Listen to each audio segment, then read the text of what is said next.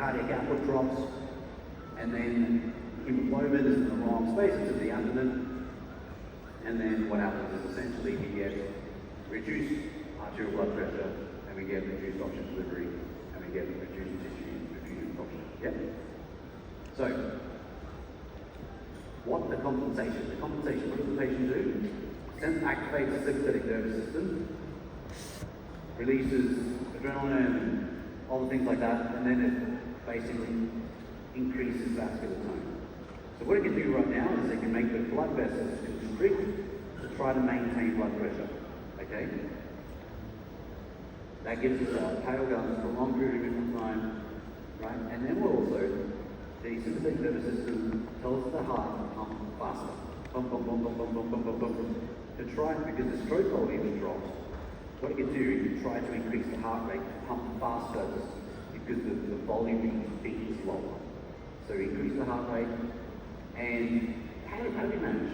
How do we manage these patients with hypovolemic shock? We manage it with volume, okay? And the main way, I like to try to keep things simple, because there's too many things to think about. There's too many things going around in the hospital around you. I like simple things because I can't remember everything.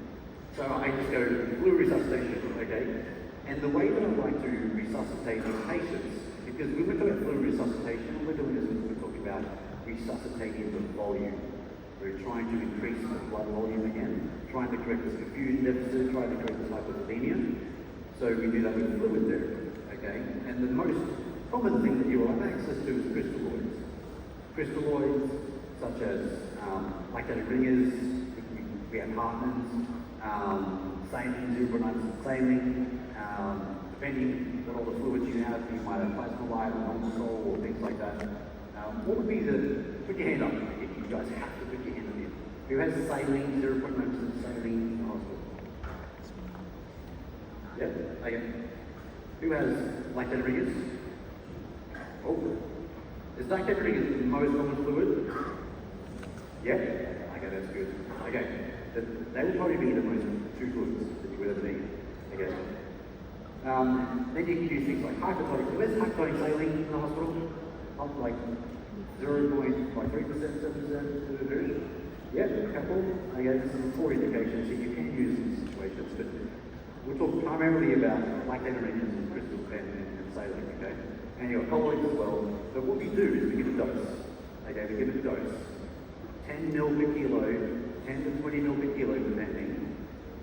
But if you haven't done, for instance, if you've got a patient who's come in and they're in shock and you haven't resuscitated the patient before, then the simplest way to do it, the safest way to do it, is 10 ml per kilo. 10 kilograms, 100 ml.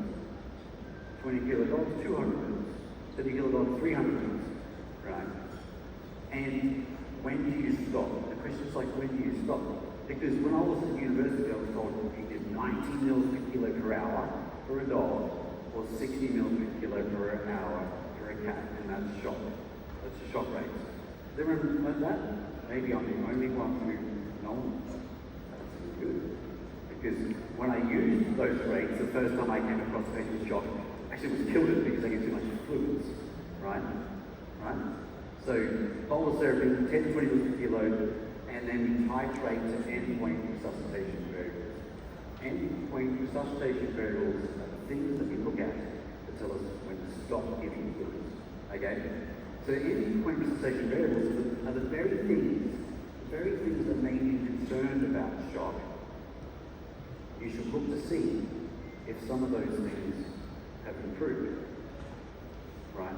So what we're looking for, we've got sympathetic nervous system activation, we've got adrenaline and so forth running around the body, trying to optimize blood flow and optimize blood pressure.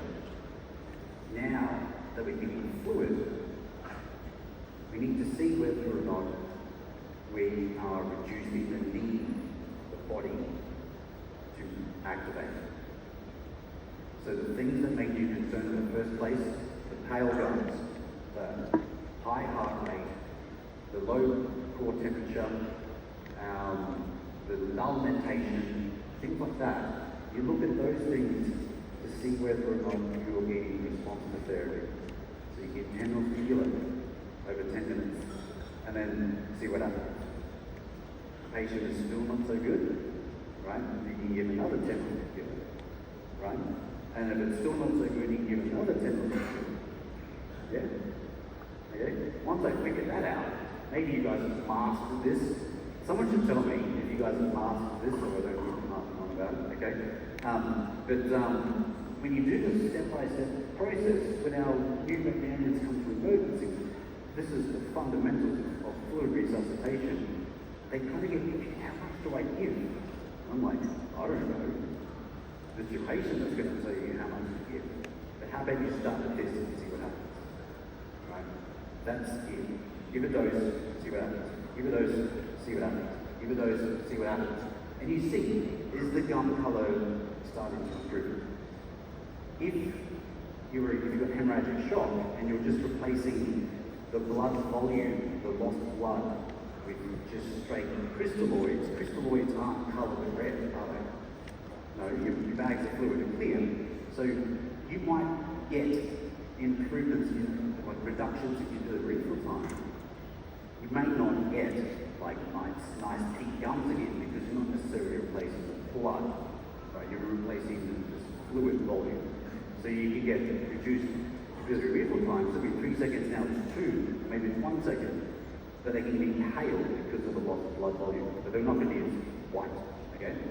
The temperature, now they're getting blood around their body, right? So now they're starting to get more blood, so the temperature should come up. They're starting to get oxygen delivery to the tissues. They can actually start to look up. It's not uncommon for a patient who comes into shock to look like death. The only way that you know that they're still alive is you kind of like, you listen to their heartbeat and still beats. And then after several doses of crystalloids, fluid resuscitation, they actually can start to look up and look around, right? And you can get this transformation pretty quickly. That's why I love that emergency. It's like, you don't look like as if you're going to make it, boom, boom, boom, boom, boom, and it's like, wow, you look amazing, job done. No, not like that, but you can see a significant impact pretty quick. There is, so yeah, you basically the things that make you concerned are the things you should look forward to see whether or not you're starting to address. There are 2 things here that I want to make. One is blood pressure. One thing that I believe is incorrect, and it's a trick, and it's an error that inexperienced veterinarians and emergencies make, is they link blood, they link shock with blood pressure, but in the wrong way. It is. Shock is as a result of low blood pressure, but what they do is they say the patient's not in shock because the blood pressure is normal, right? And the reason why that's not that correct is because the body tries to optimize blood pressure with activation of the sympathetic nervous system. So you'll have a patient with signs of shock, pale down to high heart rate, and so forth, and they can actually still have normal blood pressure despite the fact that they're in shock, because the body compensates to maintain blood pressure by moving blood to the core organs.